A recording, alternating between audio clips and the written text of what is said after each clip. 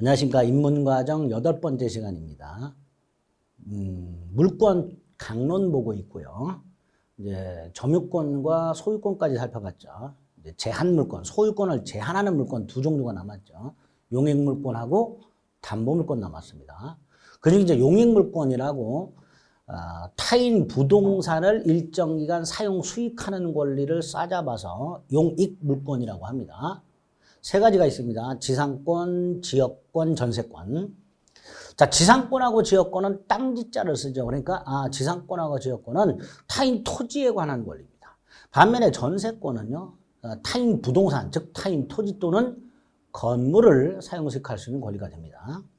자, 입문과정에서는 개념과 특징 정도, 그리고 기본과정에서 꼭 알아야 될 기본적인 어떤 용어 같은 것들, 이런 것들을 좀 설명을 드리겠습니다. 자, 먼저 첫 번째 지상권이라고 되어 있죠. 자, 지상권은 이렇게 되어 있죠. 타인 토지에 건물, 공작물, 수목, 이 싸잡아서 지상물이라고 합니다. 이걸 소유하기 위해서 그 타인 소유 토지를 사용 수익하는 권리라고 되어 있습니다. 자, 이 지상권은요, 우리 민법이 토지와 건물을 별도의 부동산으로 취급한다고 그랬죠. 그래서 토지 소유권과 건물 소유권이 따로 존재하고 등기부도 토지 등기부와 건물 등기부가 따로 존재합니다. 그리고 토지 소유자와 건물 소유자가 동일인인 게 보통이죠. 동일인인 게. 그런데 다를 수도 있죠. 꼭 동일인이어야 되는 건 아니죠. 갑소유 땅에 을이 건물을 지어서 소유할 수도 있어요. 근데 이 경우 갑소유 땅에 을이 건물을 지어서 소유하려면 당연히 을은 이 땅에 대해서 토지 사용권이 있어야 되겠죠. 소유권이 없으니까 토지 사용권이 있어야 돼요. 이렇게 타인 토지를 사용하는 권리, 그 다음에 이 을이 갑소유 땅을 사용하는 목적이 있어요. 그 목적이 건물을 소유, 공작물을 소유, 수목을 소유. 이렇게. 이게 목적이에요. 자, 그래서 지상권은 타인 토지를 사용하는 권리인데 목적이 딱 정해져 있다. 건물 소유, 공작물 소유, 수목 소유. 여기서 건물이 뭔지 아실 거고 수목나무라는 거 아시죠? 이게 뭐냐? 주차 타워 같은 거 생각하시죠. 이런 거. 이런 걸 지상권이라 한다. 토지와 건물 등을 별도의 부동산으로 취급하다 보니까 토지 소유자와 건물 소유자가 다른 경우가 있을 수 있고, 이럴 때 건물 소유자가 땅에 대해서 토지 사용권이 있어야 되고, 그 사용권으로 마련된 권리가 몇 가지가 있습니다. 계약 관계도 있고요. 그런데 그 중에서 지상물을 소유하기 위하여 타인 토지를 사용하는 권리로 만들어 놓은 게 지상권이다. 그래서 특징, 타인 토지에 대한 권리죠. 내 땅이 아니라 지상물을 소유하기 위한 거죠. 따라서 갑소유가 건물이 없는 땅 나대지, 여기를 을이 계약을 맺습니다. 지상권 계약.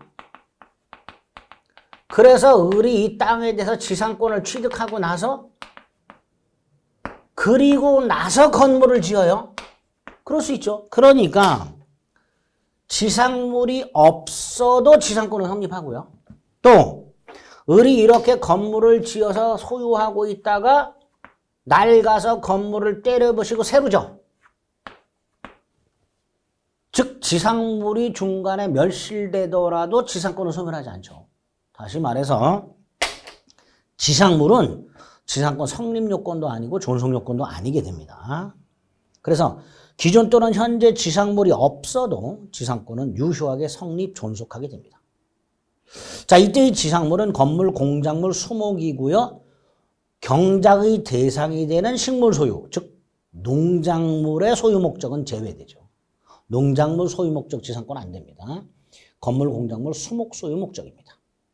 그리고 건물, 공작물, 수목을 지상물이라 하고, 지상물이 없어도 지상권은 유효하게 성립 존속한다는 거. 또 지상물에 관한 권리, 지상물, 즉 건물 소유권과 지상권, 당연히 별개의 독립한 권리죠. 그 다음에 우리 민법은 토지 사용 대가를 지료라고 하는데요. 지료를 꼭 지급하라고 되어 있질 않아요. 나중에 보시겠지만 전세권은 반드시 전세금을 지급하라고 되어 있어요.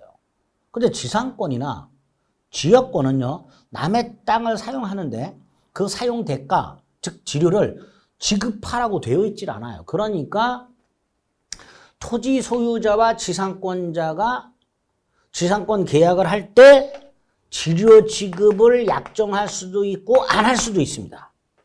다시 말해서 지상권은 유상지상권도 있고 무상지상권도 있습니다. 그 말은 지료 지급은 지상권의 요소가 아니다. 이렇게 말을 합니다. 지료 지급은 지상권의 요소가 아니다. 다섯 번째, 지상권의 객체는 타인 토지죠.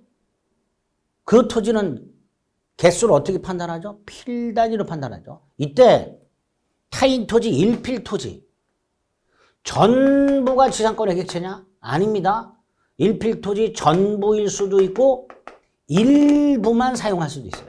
그래서 지상권의 객체는 타인 토지인데 그 타인 토지는 일필 토지 전부일 수도 있고 일부일 수도 있게 됩니다. 자, 이런 것들이 지상권의 뜻이고 지상권의 특징이다. 아, 이런 권리가 우리 민법에 있구나 라고 생각하시면 돼요.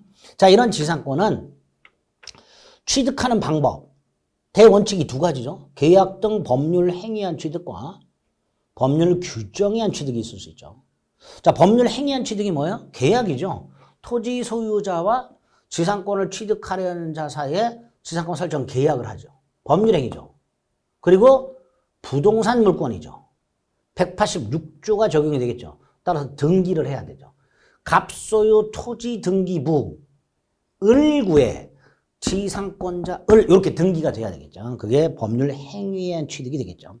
반면에 법률 행위에 의하지 않은, 즉 법률 규정한 취득 중에 뭐 상속 같은 게 있을 수 있겠죠. 대표적으로 갑소유 땅이 을이 지상권에 기초하여 건물을 소유하고 있는 상태에서 을이 사망을 했고 상속인 병이 있다. 병은 건물 소유권뿐만 아니라 지상권도 상속을 받겠죠.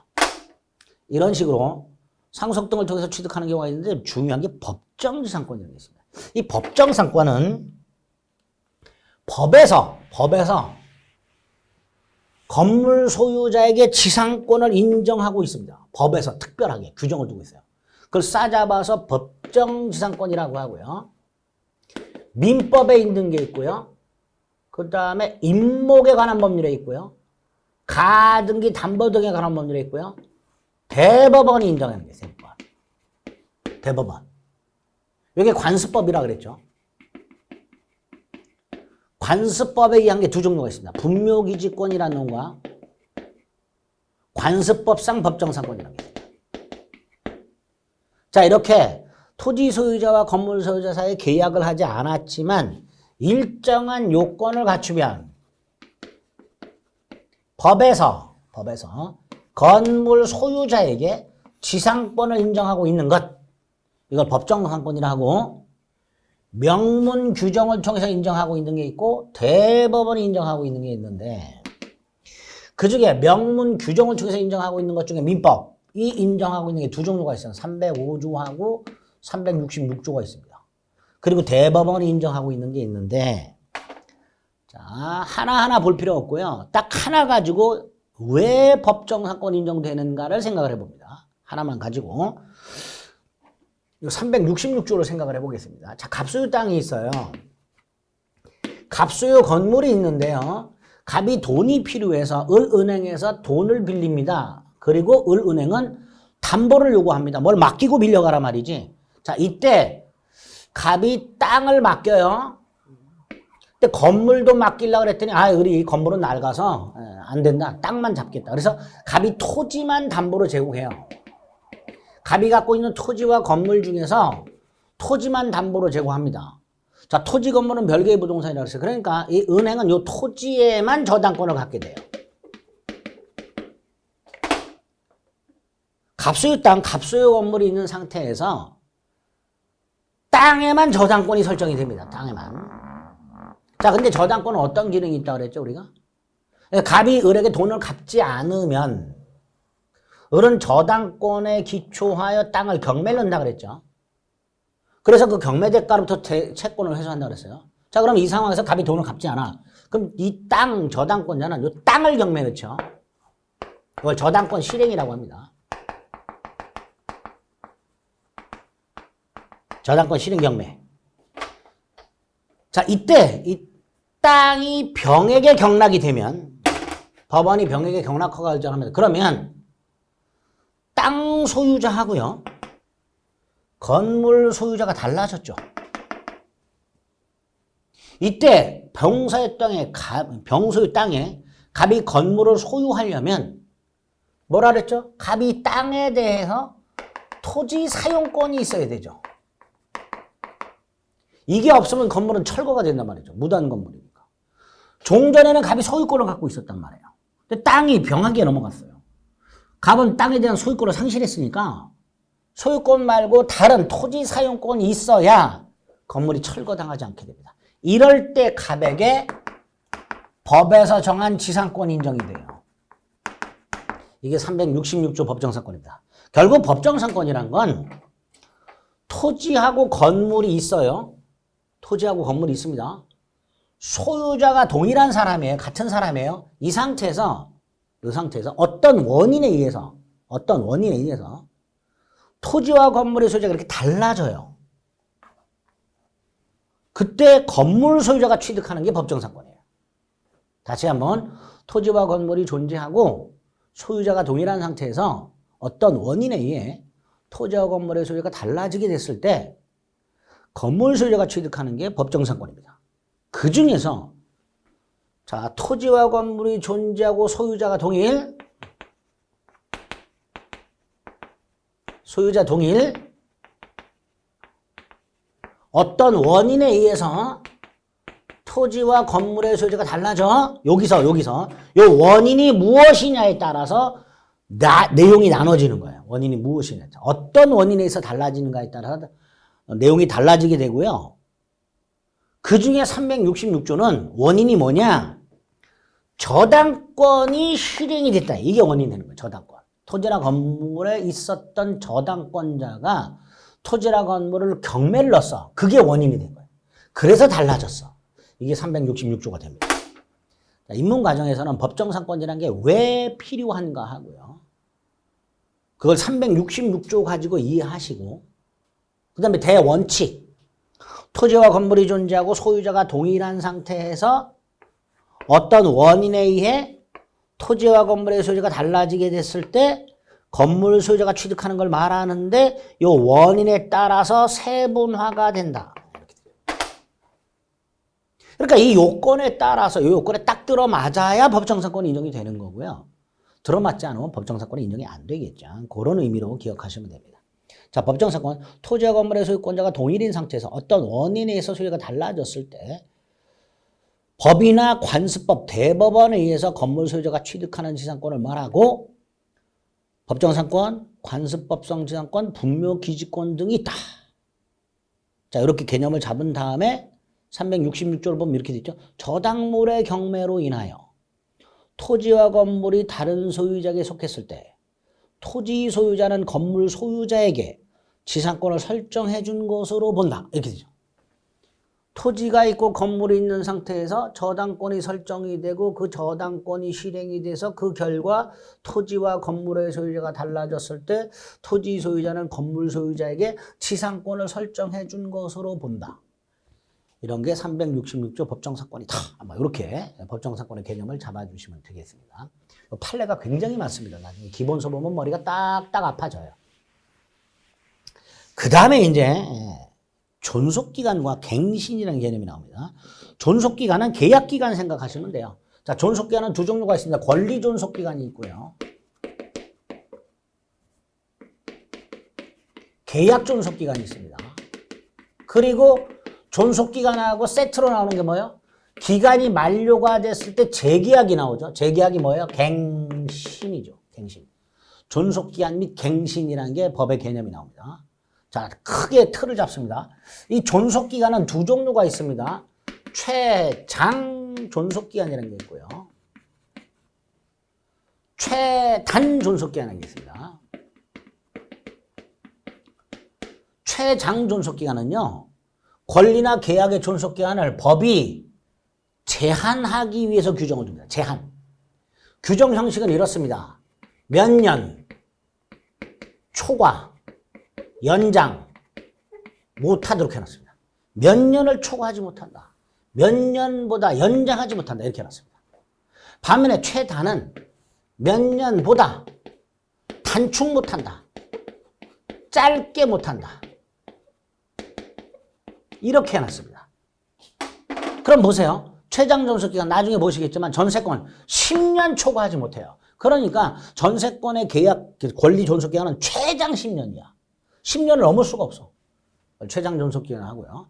지상권 같은 경우는 30년보다 단축하지 못한다. 지상권의 계약기간은 적어도 30년 이상으로 해라. 이런 걸 최단기간이라고 합니다. 이게 두 종류가 있습니다. 그래서 지상권이라든가 이런 걸 봤을 때 지상권, 뭐 전세권, 임대차 이런 걸 봤을 때 어떤 게 규정이 되어 있고 어떻게 규정이 되어 있는가를 구별을 해 나가셔야 됩니다. 자, 존속기한은 두 종류가 있다. 두 번째, 계약을 하면서 기간을 약정하지 않는 경우가 있을 수 있겠죠. 그러면 그 기간은 어떻게 되느냐의 문제가 있습니다. 이걸 규정을 한 게 있고 안 한 게 있습니다. 어쨌든 존속기간은 크게 두 덩어리, 종류가 두 개가 있다. 최장 존속기간, 최단 존속기간이 있다. 규정 형식은 이렇게 되어 있다.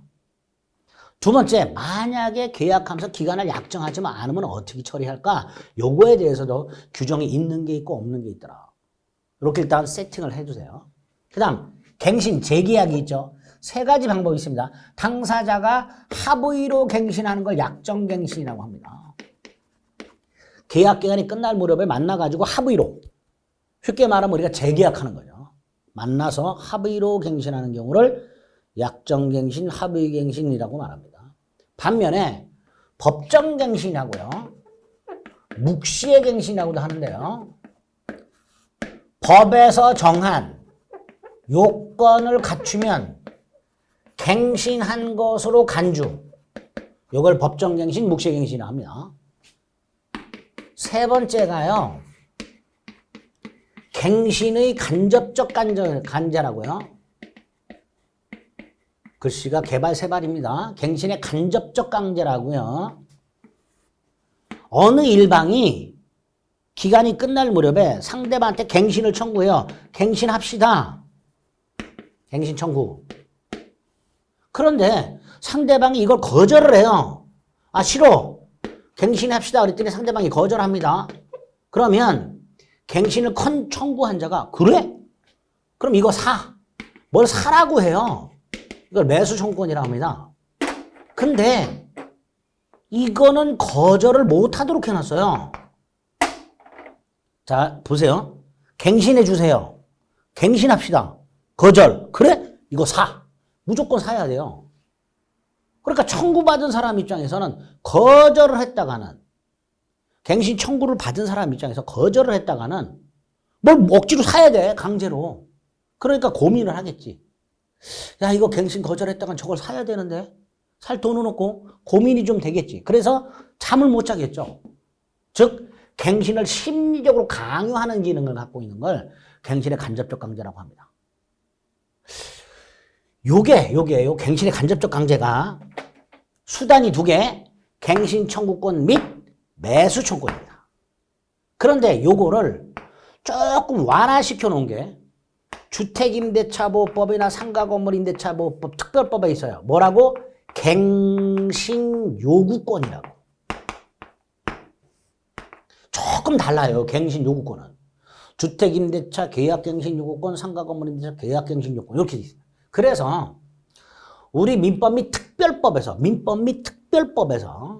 그 특별법은 두 개, 주택임대차보호법, 상가건물 거기서 권리나 계약에 관한 존속기간이 두 종류에다가 기간을 정하지 않았을 때 어떻게 처리할 것인가에 관한 규정 및 기간이 만료했을 때 재계약과 관해서 네 가지 합의갱신, 법정갱신, 갱신의 간접적 강제 그리고 주임법 상위법에 있는 계약갱신 요구권에 의한 갱신 이거 총 네 가지가 있게 됩니다. 이런 것들이 뭐가 규정이 되어 있고 어떻게 규정이 되어 있는가를 앞으로 여러분들이 정밀하게 구별하셔야 돼요. 왜? 내용이 비슷비슷한데 조금씩 달라요. 그러다 보니까 나중에 기본 과정에서 이걸 쫙 다 설명을 드리고 나면 머리가 뒤죽박죽이 돼가지고 이게 그거 같고 저게 이거 같고 막 이렇게 됩니다. 그러니까 미리 세팅을 딱 해놓은 다음에 요게 나오는 부분에 뭐가 규정이 되어 있고 어떻게 규정이 되어 있는가를 정신을 바짝 차려서 구별을 좀 해나가셔야 됩니다. 자, 그 다음 지상권에는 뭐가 규정이 되어 있는가? 최단기간이 규정되어 있죠. 계약으로 지상권의 존속기간을 정했을 때 다음 기간보다 단축 못한다. 석조, 석회조, 연화조라고 되죠. 석은 이제 돌이고요. 이건 시멘트고요. 이건 기와를 말합니다. 견관 건물 수목 소유 목적 30년 이상. 전호 이외의 건물이 그러니까 목조 건물을 생각하시면 되고요. 15년 이상. 건물 이외의 공작물 주차 타워 같은 걸 5년 이상 이렇게 되죠. 만약에 이거보다 짧게 기간을 정했다. 예컨대 수목 소유 목적인데 20년으로 정했다. 30년으로 연장을 시켜버립니다. 이런 걸 최단 존속기간이라고 부릅니다. 지상권에는 최단 존속기간이 마련이 되어 있습니다. 최장은 없어요. 지상권에는 규정이 없습니다. 그리고 또 하나 기간을 정하지 않으면 어떻게 되냐?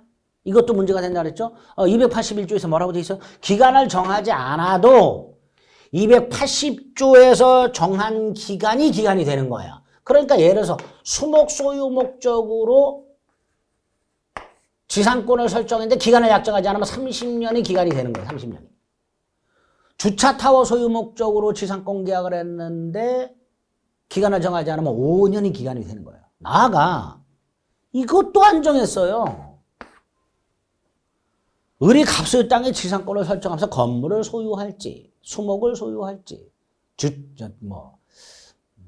목조주택을 소유할지 주차 타워를 소유할지 그걸 정하지 않았어요.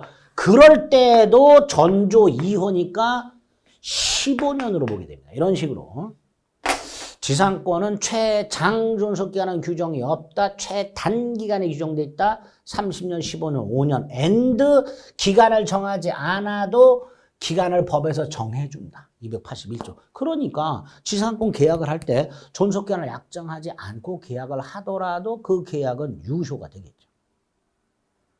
그 다음에 갱신이 있죠. 약정갱신이 있고 민법에는 세 가지. 요 계약 갱신 요건은 특별법에만 있는 거고요.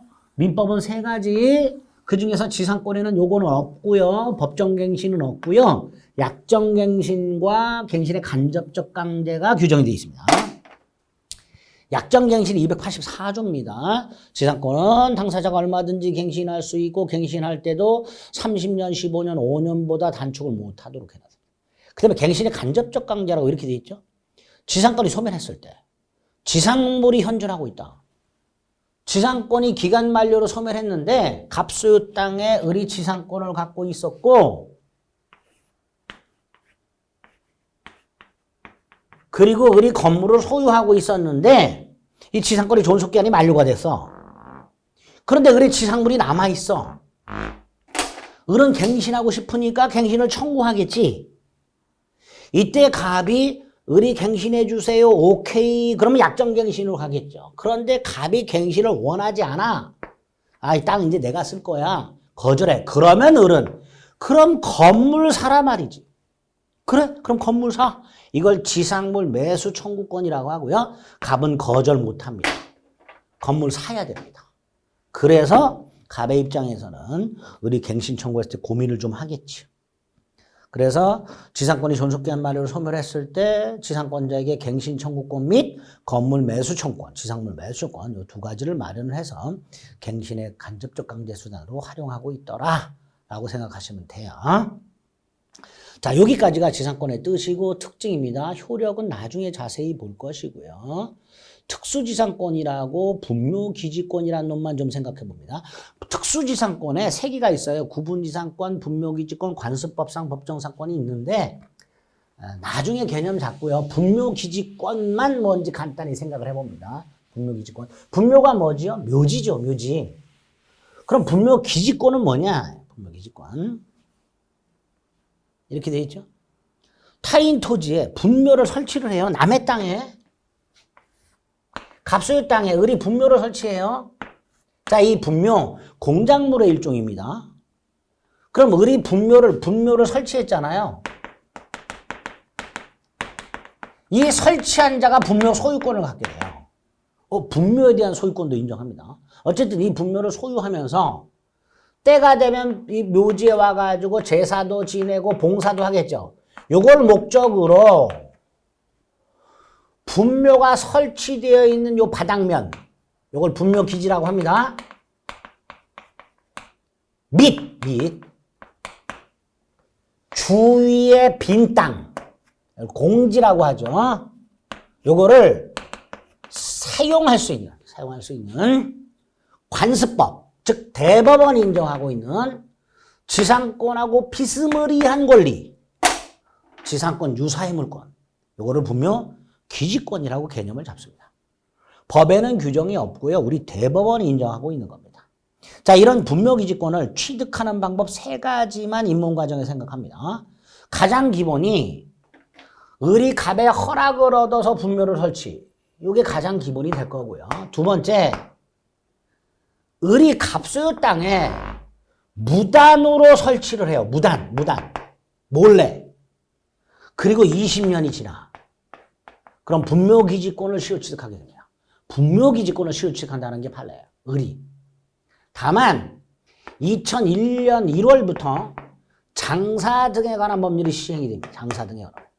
옛날 이름으로는 매장 및 묘지에 관한 법률인데 이 장사 등에 관한 법률이 2001년 1월부터 시행이 되면서 타인 토지 분묘 무단 설치를 금지하는 규정을 두게 됩니다. 장사 등에 관한 법률에서.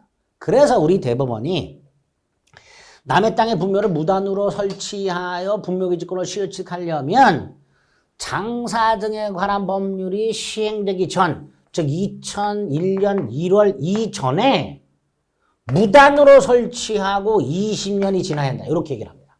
그럼 분묘기지권이라는 걸 시효취득하게 됩니다. 세 번째가 갑소유 땅에 갑이 분묘를 설치해요.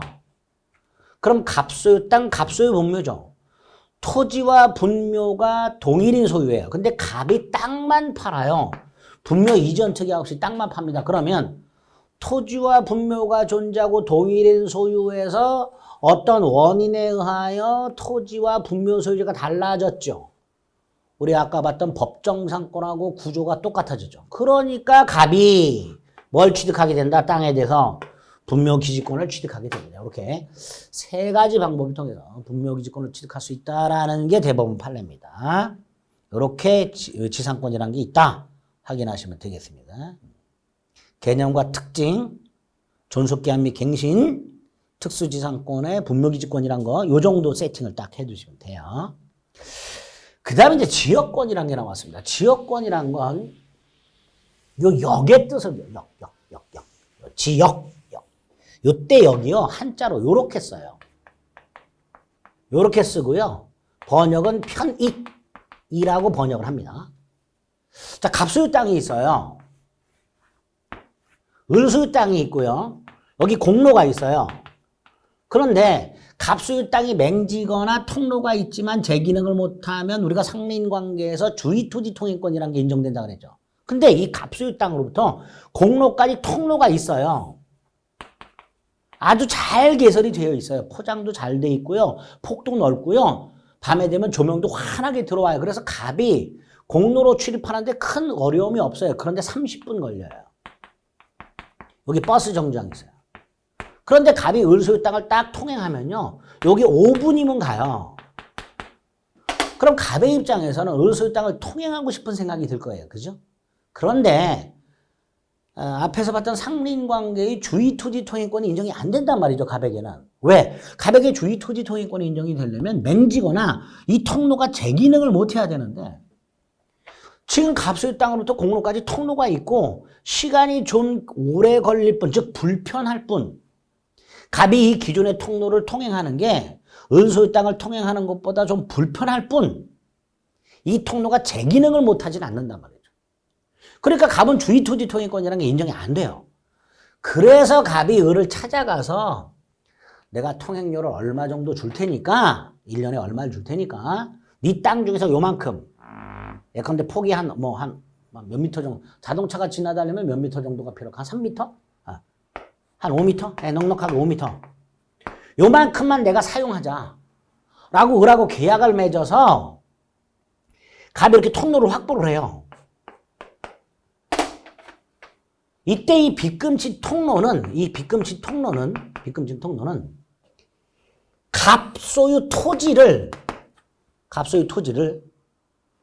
갑 소유 토지로부터 공로까지 편리하게 통행할 수 있는 이익, 이게 뭐라 그래요? 편익.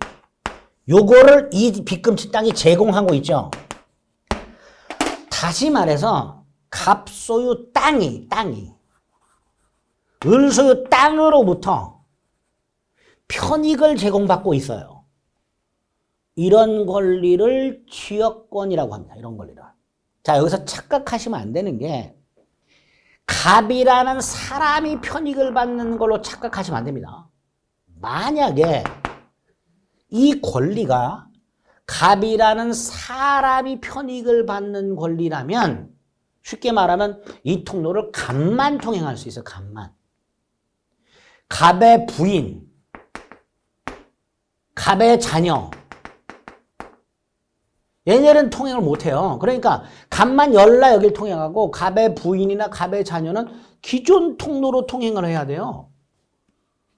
또 택배나 음식 배달도 기존 통로로 통행을 해야 돼요. 여길 통행을 못해요. 그런데 지역권이란 이런 사람이 편익을 제공받는 게 아니라 이 땅이 편익을 제공받아. 그러니까 이 땅을 통행하는 누구든지 이 통로를 통행할 수 있게 됩니다.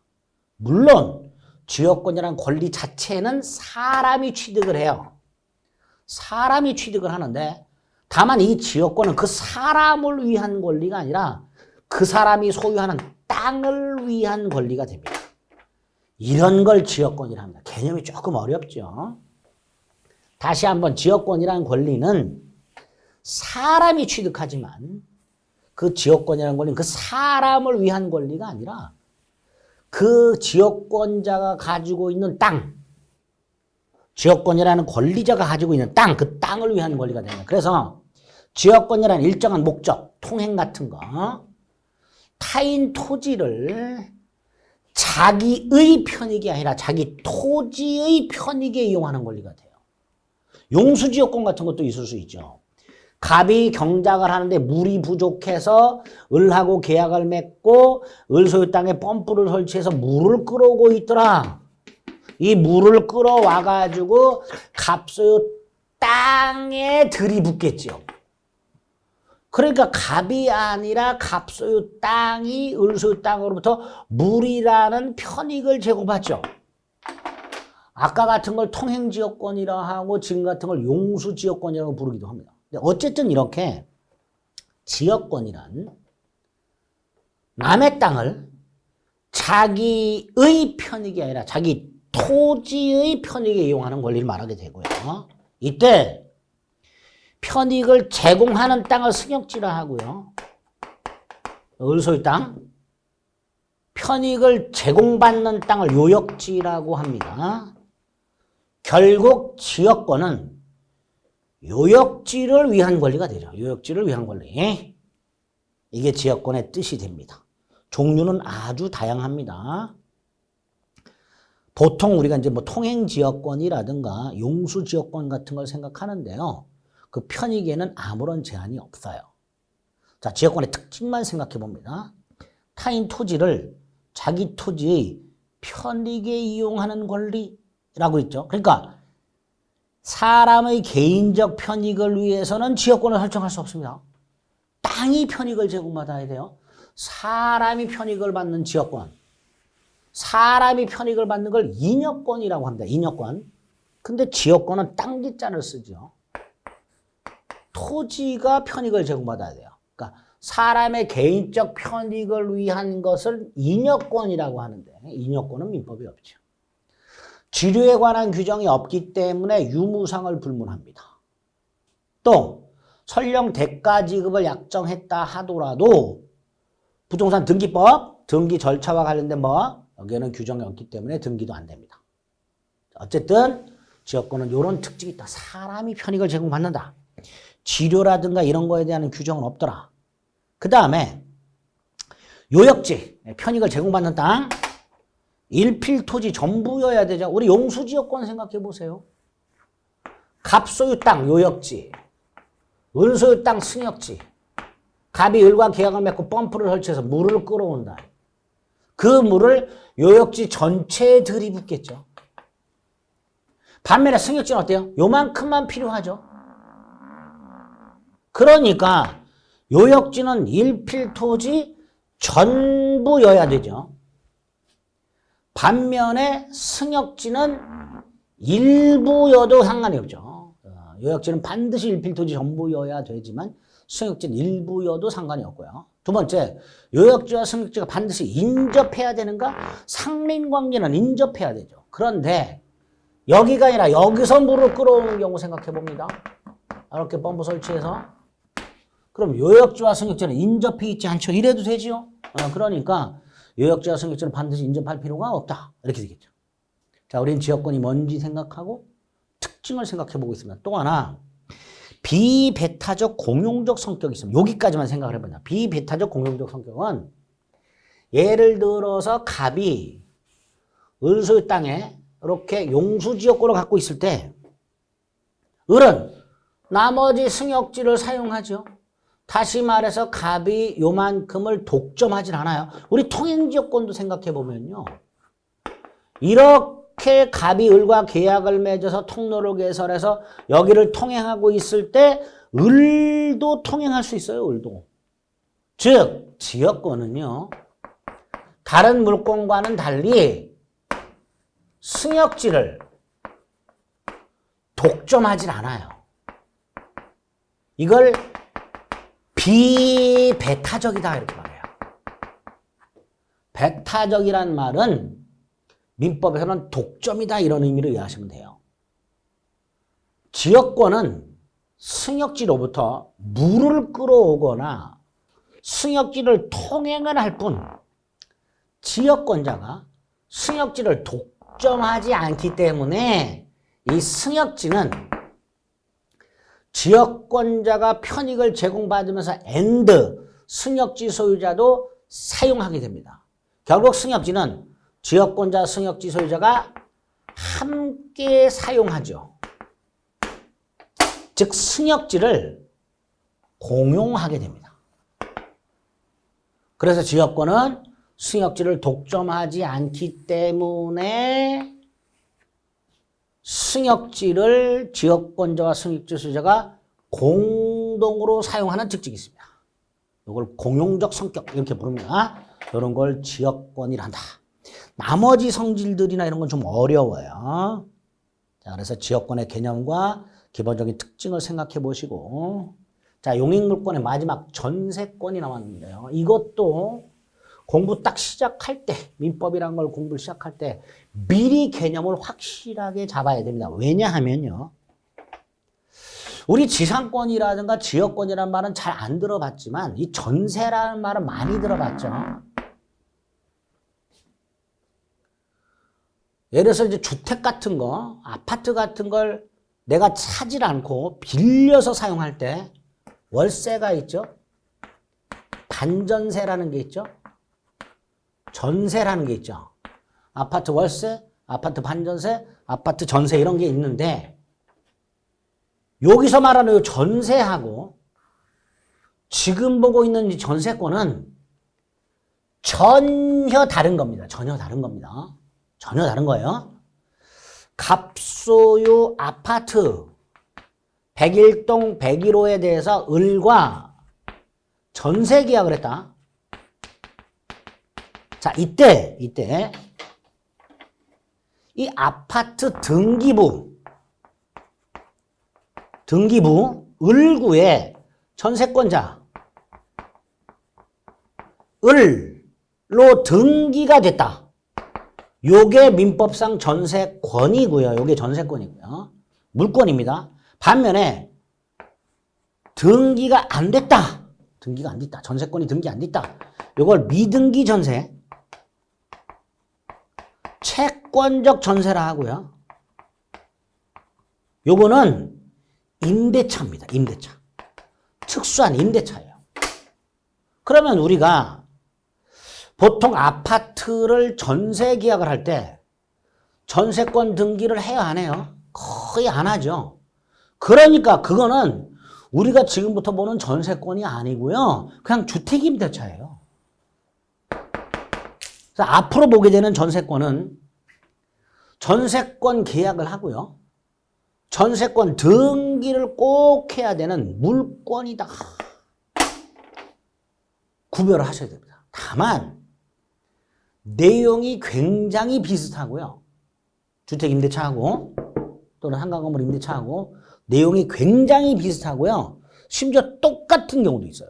그러다 보니까 이게 이거하고 헷갈려가지고요. 실제 공인중개사업을 하시는 분들도 구별 못하는 경우가 태반입니다. 앞으로는 완전하게 구별하셔야 됩니다. 내용이 비슷하다 해서 같은 걸로 착각하시면 안 됩니다. 착각하시면 안 돼요. 자, 전세권이 뭐냐? 뜻을 봅니다. 전세권이란 세 가지가 개념 요소입니다. 전세권자가 누구에게 전세권을 설정해 주는 사람에게 전세금을 꼭 지급하고, 그 다음에 타인의 부동산이니까 토지 또는 건물이죠. 그러니까 전세권은 토지 전세권도 있고 건물 전세권도 있죠. 그 건물 전세권 중에서 주거용 건물 전세권이나 상가 건물 전세권이 주택임대차나 상가 건물 임대차하고 흡사하단 말이죠. 어쨌든 타인의 부동산을 용도에 따라 사용식을 하고요. 용익물권이죠. 그 다음에 전세금을 준 게 있잖아요. 이거를 나중에 설정자가 안 돌려주면요. 이 전세권자는 목적물을 경매를 넣어버려요. 경매 대가에서 우선 변제를 받을 수 있어요. 자, 목적물을 경매 넣어서 우선 변제 받는다? 우리 저당권이 떠오르죠. 이걸 뭐라 그랬어요? 담보물권이라고 그랬죠. 아, 전세권은 타인의 부동산을 사용수익할 수 있는 용익물권과 전세금을 나중에 목적물 경매 대가로부터 우선해서 배당을 받는 담보물권의 성격도 있구나. 두 개의 성격을 모두 가지고 있구나. 아주 독특하구나. 이게 전세권입니다. 이게 전세권. 주의에 있죠. 전세권은 전세권 등기를 요하는 물권으로서 우리가 일반적으로 알고 있는 주택전세와는 전혀 다른 제도입니다. 구별을 앞으로 꼭 하셔야 돼요. 기능이 두 가지죠. 용익물권과 담보물권의 기능을 갖고 있습니다. 성질, 타인 부동산에 관한 용익물권이죠. 타인의 토지나 건물을 용도에 따라 사용수익해야 되죠. 물권이니까 물권적 청권 인정이 되죠. 객체는 타인 부동산이지만 농경지는 제외합니다. 이때 타인의 토지는 일부여도 상관없고요. 건물도 일부여도 상관없죠. 즉 전세권의 객체는 일필토지 전부 또는 일부, 일동건물 전부 또는 일부. 재산권입니다. 팔아먹을 수 있습니다. 자, 이런 게 전세권이다. 자, 전세권이 성립이 되려면 전세권을 취득하려면 어떻게 되는가? 두 가지죠. 법률 행위와 법률 규정이죠. 그 중에 대표적으로 법률 행위로 취득하는 게 대부분입니다. 자, 법률 행위, 즉 계약을 통해서 전세권을 취득하려면 어떻게 돼야 돼요? 전세권 설정 계약해야 되죠. 부동산 물권이고 계약은 법률이니까 등기해야 되죠. 그리고 꼭 뭘 줘야 돼요? 전세금을 지급해야 되죠. 그래서 전세권 설정 계약과 전세금 지급과 전세권 등기를 하게 되면 전세권을 취득하게 됩니다. 그때 전세금 반드시 지급을 해야 됩니다. 전세금에 대해서 나중에 자세히 살펴볼 겁니다. 자, 우리 존속기간만 좀 생각을 해봅니다. 우리 지상권에서 존속기간 및 갱신과 관련된 기본적인 뼈대를 잡았죠. 존속기간에는 최장 존속기간과 최단 존속기간이 있고 기간을 정하지 않았을 때 어떻게 처리할 것인가를 확인해야 되며, 갱신은 민법에는 약정갱신과 묵시의 갱신과 갱신의 간접적 강제가 있더라. 그러면 전세권에는 어떤 규정이 있을까? 지역권에는 없어요. 존속기한 및 갱신에 관한 규정이 다행히 없었어요. 근데 전세권에는 있어요. 뭐라고 돼 있냐면 전세권을 당사자가 계약을 할 때 그 권리의 존속기한은 몇 년을 넘지 못한다. 10년을 넘지 못한다. 이게 뭐예요? 최장 존속기간이잖아요. 그러니까 예를 들어서 갑소유 땅에 우리 전세권 계약을 했을 때 기간을 15년으로 정했다. 기간을. 그러면 10년으로 단축을 시켜버립니다. 토지 전세권이든 건물 전세권이든 그 기간은 10년을 넘지 못하도록 하고 있습니다. 주택 전세 같은 건 이런 게 없어요. 20년으로 할 수도 있고 30년으로 할 수도 있습니다. 그러나 민법상 전세권은 일단 10년 넘지 못합니다. 단 건물 전세권, 건물, 토지 말고 건물 기간은 당사자가 만약에 1년 미만으로 정했다. 예컨대 6개월로 정했다. 하더라도 1년으로 해버립니다. 즉 건물 전세권만은 최단 기간을 마련해놨어요. 자, 그럼 정리. 토지 전세권, 건물 전세권 불문 10년 넘지 못해. 넘으면 단축해. 두 번째, 건물 전세권만 1년이 보장돼 있어. 건물 전세권의 기간을 6개월로 정했다. 1년 미만으로 했다. 1년으로 한다. 이게 존속기간이에요. 그 다음, 만약에 당사자가 계약을 하면서 기간을 정하지 않았다. 우리 지상권에서는 기간을 정하지 않더라도 법에서 정해줬죠. 281조에서. 그런데 전세권은 그냥 기간을 정하지 않았으면 각 당사자는 언제든지 권리 소멸을 통고할 수 있도록 해놨어요. 언제든지. 기간을 정하지 않으면. 그리고 상대방이 통고를 받은 날부터 6달이 지나면 전세권을 소멸하도록 하고 있습니다. 그래서 전세권 존속기간과 관련해서 대원칙이 최장 10년, 건물 전세권 최단 1년, 기간을 정하지 않으면 소멸 통고에 의한 소멸, 이렇게 돼 있다. 여기에 전세권 존속기간입니다. 아, 이렇게 돼 있구나. 뭐 정밀하게 외울 생각하지 마시고요. 우리 민법상 존속기간 및 갱신에 관련된 기본적인 틀을 잡았잖아요. 그죠? 지상권에서. 자, 전세권에는 어떤 식으로 규정이 되어 있는가를 눈으로 확인만 하는 거예요. 갱신. 세 가지 중에서 이게 약정갱신이죠. 전세권 설정은 갱신했을 때 이게 약정갱신이죠. 갱신할 때도 10년 넘지 못하도록 하고 있죠. 그 다음 건물 전세권만은 뭐만은? 건물 전세권만은 법정갱신, 묵시의 갱신이 있습니다. 건물 전세권 설정자가 건물 소유자를 말합니다. 자기 소유 건물의 전세권을 설정해 준 사람, 그 설정자가, 건물 소유자가 전세권 존속기한을 정했을 때 그 기간이 끝나기 6달 전부터 한 달 전 사이에 전세권자에게 나 갱신 안 할래 등의 통지를 하지 않았어. 그러면 다시 전세권을 설정한 걸로 봐요. 전세권 존속기한이 있을 거 아닙니까? 끝나기 6달 전부터 한 달 전 사이에 건물 소유자가 전세권자에게 뭐 나가라 어쩌고 저쩌고 이런 통지를 안 했어요. 그렇게 이 시간이 지나버렸어요. 그러면 재계약을 한 걸로 봐요. 다만 기간은 정함이 없는 걸로 보게 됩니다.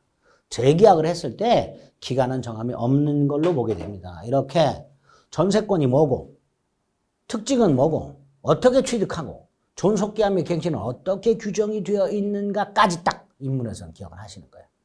기타 지상권, 지역권, 전세권의 각종 효력이라든가 소멸의 효과는 기본 과정 가서 살펴볼 겁니다. 그래서 소유권 중에 마지막 공동소유 부분 하고요. 그 다음에 용익물권이라고 해서 지상권, 지역권, 전세권 이런 것들을 살펴본 겁니다. 다시 한번 말씀드리지만 기본 개념과 어떤 식으로 규정이 되어 있고 특징이 뭐냐 정도만 생각하셔서 아 이런 걸 앞으로 해야 되겠구나라고 기본 방향을 잡는 용도로 입문 과정은 들어주시면 되겠습니다. 물권 강론의 용익물권까지 살펴봤고요. 다음 시간에 담보물권에 어떤 게 있는가 또 개념과 특징을 살펴보도록 하겠습니다. 수고하셨습니다.